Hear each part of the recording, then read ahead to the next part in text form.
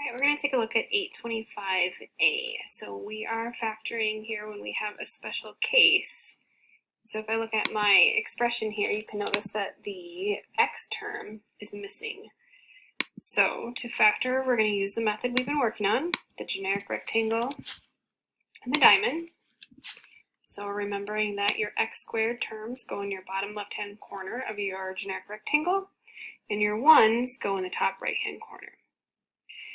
So now we're going to multiply those terms together. 9x squared times negative 4 gives us the top part of our generic rectangle, which is negative 36x squared.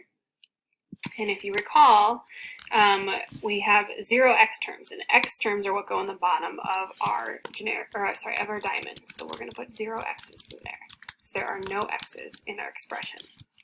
And then I'm looking for the factors that multiply to give me negative 36x squared and add up to give me 0x. So those factors are negative 6x and positive 6x. So those are what I'm going to drop into my generic rectangle here. And once I've done that, now I'm just looking for the product, so the dimensions of my rectangle.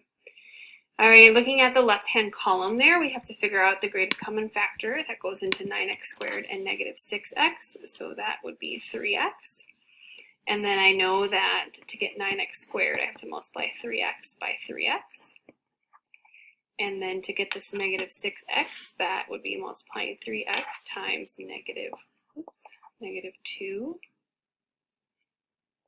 All right, going to the bottom right-hand side of my rectangle now. To get these 6 x's, I know that I'm multiplying 3x times positive 2. And then I just want to verify that this positive 2 and this negative 2 do in fact multiply to give me this term, which they do. So now my solution is just the product that we found there. So 3x minus 2 times 3x plus 2.